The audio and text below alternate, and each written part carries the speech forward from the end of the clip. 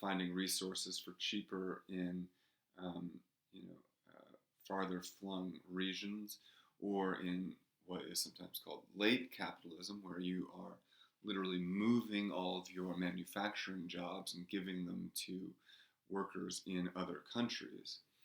Marx says this is a danger to national economies, right? And uh, this has certainly played out in Europe, and in particular in the United States, where we have seen the working class struggling enormously uh, after all those factory jobs, all those manual labor jobs, those lower skilled jobs were moved from the United States to other countries, right? It had a catastrophic effect on the economy. And in many ways, what I think you can, in many ways, all of the political upheaval on both the right and the left of the last 5 years has been motivated by the emptying out of working class jobs in the United States and the absolute disregard for the well-being of workers. Now, this is a messy and interesting debate, right? There is, on the one hand, and we see this, played out between different factions on the left. Right? There are what are sometimes referred to as globalists, right, who believe that global trade is the best way forward, and maybe justify that even with some Kantian idea about the democratic quality of capitalism and striving for a global community, this kingdom of ends. These globalists are going to tout cosmopolitanism, and they're going to say that the benefits of global trade are cultural exchange, and on the left, in any case, you're going to hear from these cosmopolitan-minded, more liberal thinkers arguing that this is also about anti-racism, right? Breaking down cultural divisions, right, in some sense. And another sort of faction of the left, the left, the non-liberal left, the socialist left, which is going to be following more from Marx, is arguing that the advances claimed by cosmopolitanism, by global trade through cosmopolitanism, by capitalism, that the examples of capitalism being a tool of racial equalization are illusory, in the same way that the idea that capitalism is democratic is illusory.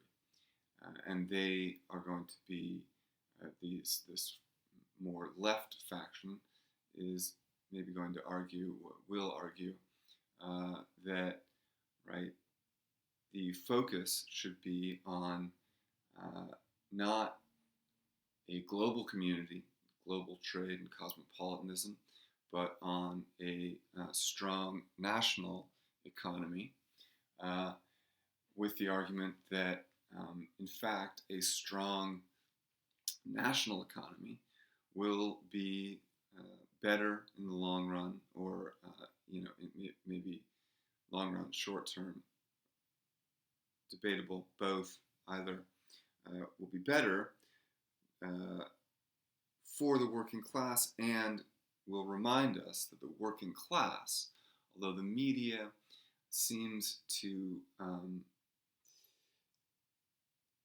seems for some strange reason to always attach the word white to the phrase working class, right? You only ever hear about the white working class, right? The white working class is one concern, and then the concerns of Black Americans are a different concern, right?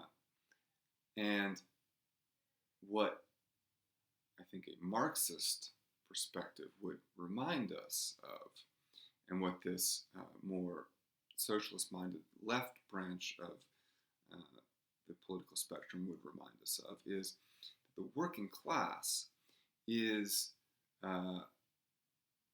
necessarily, absolutely multiracial. That there is no, that it just doesn't make any sense to talk about the white working class. To talk about the white working class is to talk about a racial issue, right? You may as well talk about white people rather than the white working class, or a segment of white people, right? When you talk about the working class, you're talking about, everyone. But you're certainly talking about Black people, talking about Latinos, you're talking about Native Americans, you're talking about Asian Americans, you're talking about everyone, right? Everyone is part of the working class. And so to defend a national economy is to defend jobs not for a white working class, but for the working class, right? For Black people, for Latinos, for everyone, for immigrants, right? And so there's this sort of sleight of hand that happens where the problems of the working class are packaged as being problems for the white working class. And there's a separate set of problems for Black America in general, and maybe the Black working class or non-white working class. And it's just a strange phenomenon that happens in the media that you should be on the lookout for.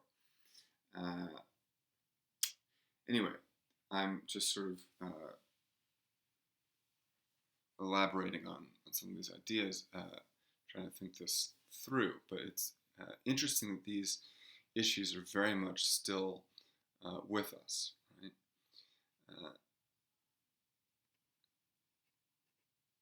So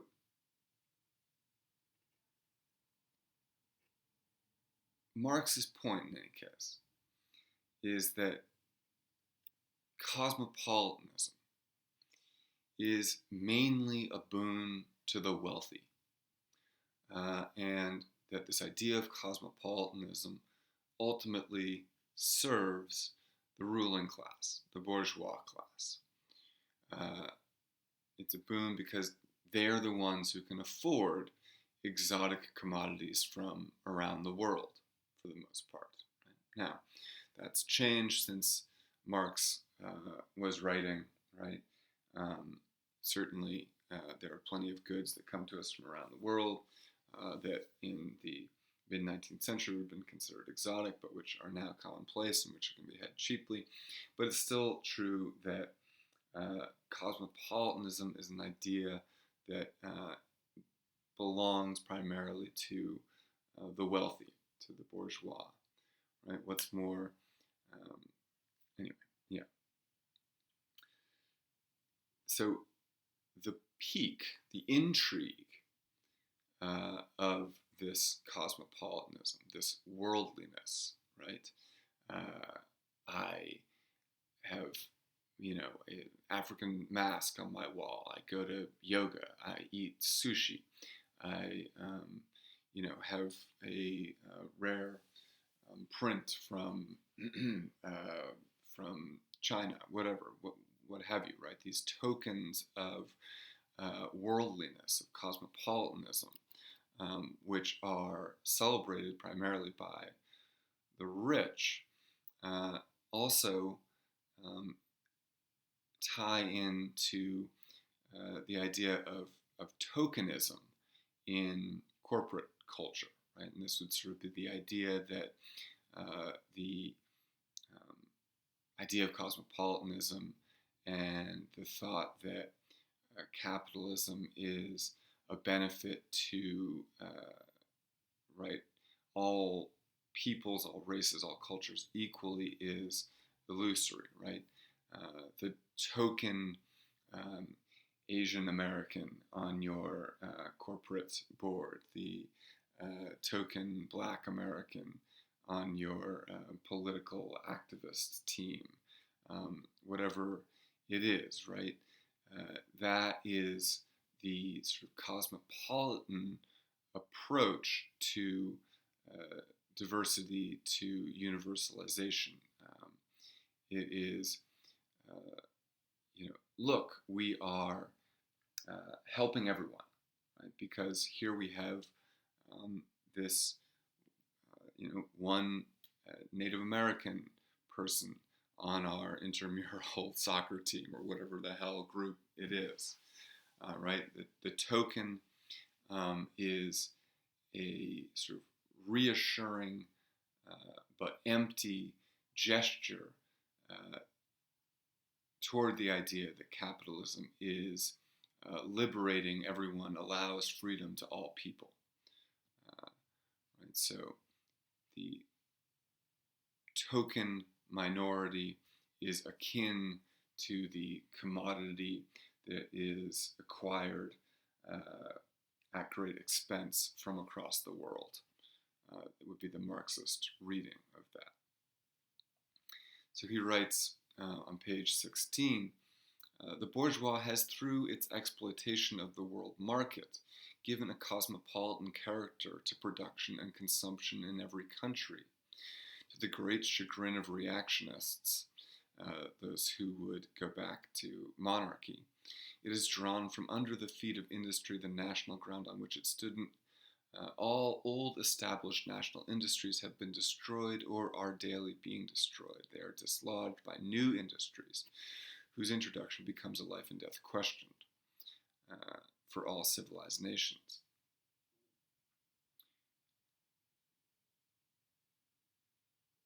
Right? It becomes a life and death question for industries that no longer work up in indigenous raw material, but draw material from the remotest zones, industries whose products are consumed not only at home, but in every quarter of the globe. Right? So cosmopolitanism, globalism, again, is for the wealthy in multiple ways. Not only does this globalism bring in exotic commodities from around the globe for the rich to demonstrate their worldliness, but it also opens up a global market for those capitalists, the owner classes, to sell their products. Right now, I no longer just have my limited market in the small country of, Holland, but I have a global market, and so I can become much richer than I could if I were to work only within national borders. And so this is one of the other drivers of global trade, the expansion of bourgeois power across the globe.